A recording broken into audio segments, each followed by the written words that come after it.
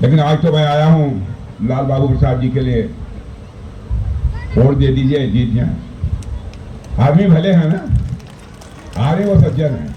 कहाँ है लाल बाबू? बहुत सज्जन आदमी है हमारे लाल बाबू, बहुत भले आदमी। अब 2 बार आप लोगों ने जिता दिया है, जिता दिया है ना 2 बार। अरे तो आप 2 में आप तो जानते हैं, लड़के लाइन में खड़े हो जाते हैं, कोई बोलता है 1 2, दौड़ता तो 3 में ही है ना। और अभी तो 1 और 2 हुआ है। आप देखिए 3 होगा तो आप समझ लीजिए कि लाल बाबू जी की क्या हैसियत होगी, आप समझ जाइए। तो जिता लीजिए इनको भारी भरकम मतों से।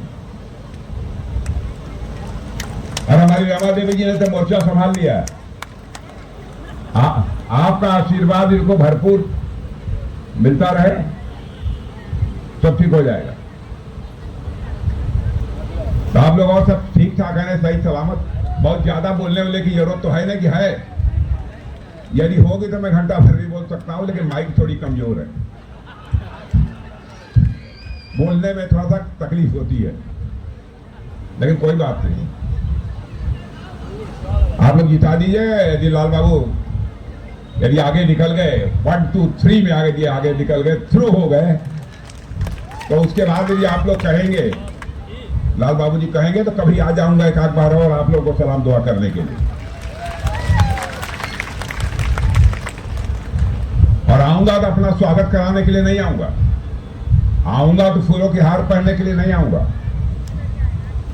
लाल बाबू जी के जीतने के बाद बहन भाइयों में यदि आऊंगा तो शीश झुकाकर आप सभी का अभिनंदन करने के लिए आऊंगा, आप सभी का स्वागत करने के लिए आऊंगा।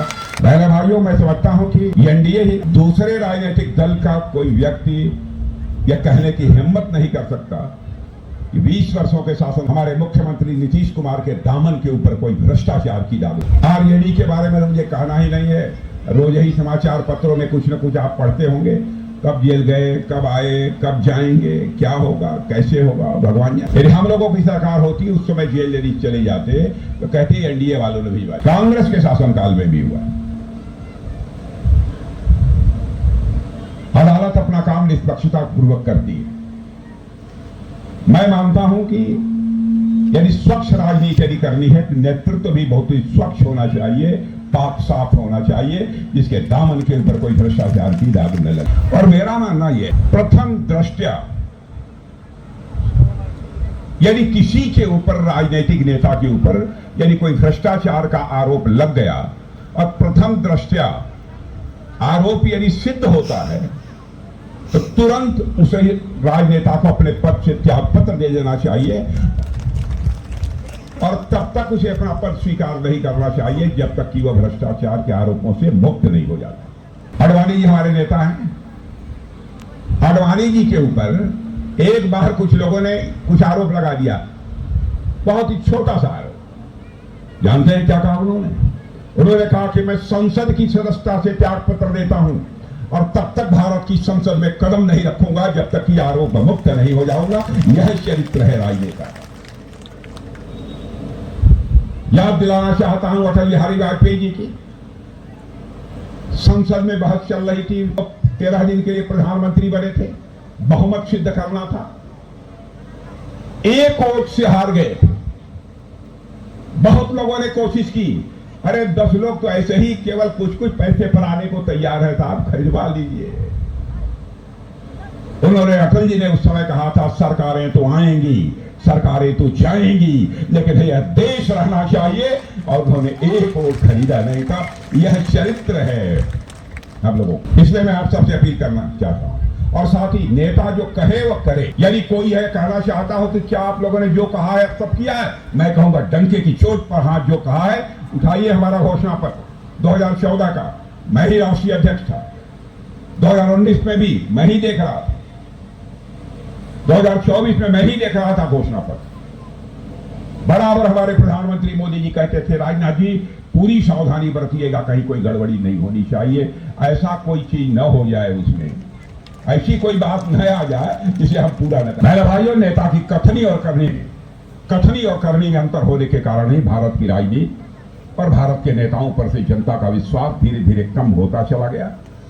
लेकिन भारत की राजनीति में आज इस विश्वास के संकट को चुनौती के रूप में भी किसी ने स्वीकार किया है। मैं डंके की चोट पर कह सकता हूं कि हम लोगों ने स्वीकार किया। मैंने एक ज्यादा दिन नहीं, 1 या 2 दिन हुए होंगे, मैं टेलीविजन देख रहा था।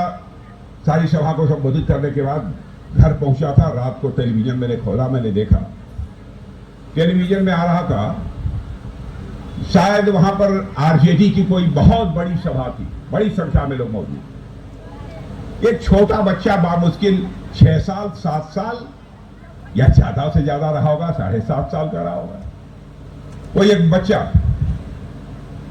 खड़े होकर अपना वो भाषण दे रहा कि जब हम लोग अनपढ़ थे तो डंडा लेकर चलते थे, लेकिन मैं कहना चाहता हूं जब तेजस्वी यादव मुख्यमंत्री बन जाएंगे तो हम कट्टा लेकर चलेंगे। मेरे भाइयों, देखिए उनकी संस्कृति, राजनीतिक संस्कृति और हमारी संस्कृति में अंतर क्या है। सबसे पहले तो मैं आरजेडी के दोस्तों से कहना चाहूंगा, छोटे बच्चे के द्वारा यह बात उसके मुंह से नहीं निकलवानी चाहिए थी। आप बच्चा चाहे किसी दल का नहीं होता, बच्चा बच्चा है, उसको हमें अच्छे संस्कार देने चाहिए। और अभी से आप कट्टा की बात 6 साल के बच्चे को बता, जहां तक आरजेडी की सरकार के शासनकाल का प्रश्न है, आप जानते ही हैं, अच्छी तरह जानते हैं क्या हालत, गरीबों गरीब हालात थे। आज तो डंके की चोट पर बिहार के बाहर भी जाकर आप कह सकते हैं, आइए ना हमारा एनडीए के बिहार में, आइए ना हमारा एनडीए के बिहार में, हमारा विकसित बिहार में।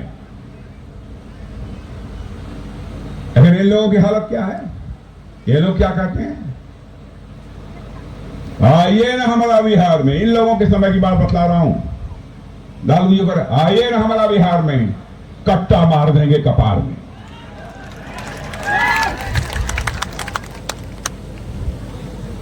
मेरे भाइयों, कोई माँ का लाल हिम्मत करेगा और आगे और देखिएगा, जो गुंडागर्दी करने की कोशिश करेगा बहनों भाइयों, उसको उल्टा कर दिया जाएगा, उसको उल्टा कर दिया जाएगा, उसकी खाप खड़ी कर दी जाएगी। देश तेजी के साथ आगे बढ़ रहा है, बिहार राज्य भी तेजी के साथ आगे बढ़ रहा है। 10 साल पहले, 15 साल पहले हम लोग बिहार आते थे जैसे हालात थे, और इस समय भी आते हैं। कल एक सज्जन हमारे साथ आए हुए थे पटना में, वो जा रहे थे, वहां की सड़कों से गुजर रहे थे। उन्होंने कहा कि भैया, मैंने कहा क्या, कहा भैया जब पटना बदल गए, परिवर्तन कोई भी नंगी आंखों से देख सकता है बहनों भाइयों की बिहार में क्या हुआ है। पहले जो चाहता था भारत को छेड़ देता था, बोल देता था, लेकिन देश का रक्षा मंत्री होने के नाते कह रहा हूं बहनों भाइयों, जो हमको छेड़ेगा हम उसको छोड़ेंगे नहीं। आपने देखा ऑपरेशन सिंदूर में क्या हुआ, पाकिस्तान से चोरी छिपे कुछ आतंकवादी भारत की सीमा में घुस आए और उन्होंने कुछ हमारे निर्दोष लोगों को, जो कि पर्यटन के लिए गए हुए थे कश्मीर में, पहलगाम में, उनका धर्म पूछ पूछ कर मार डाला। 26 लोगों की जानें ले ली। उसके बाद मेरे बहनों भाइयों, दूसरे दिन ही सेना के तीनों अध्यक्षों की बैठक मैंने बुलाई, राष्ट्रीय सुरक्षा सलाहकार को भी। अपने तीनों सेना अध्यक्षों से मैंने पूछा, यदि ऑपरेशन करना होगा तो आप सभी तैयार हैं? हमने सीना चौड़ा करके मैं कह सकता हूं, हमारे तीनों सेना अध्यक्षों ने कहा कि हम अभी अभी ऑपरेशन करने के तैयार। प्रधानमंत्री जी के साथ हम लोग बैठे, मिले, और मेरे भाइयों प्रधानमंत्री जी ने हौसला अफजाई की और उन्होंने कहा जाओ, जो करना है करो, आपको खुली आजादी दी जाती है। हाँ, उसके बाद क्या हुआ आप जानते ही हैं, बताने की कोई जरूरत नहीं है। उन्होंने 26 मारा था और उधर कितने मारे बताएंगे नहीं,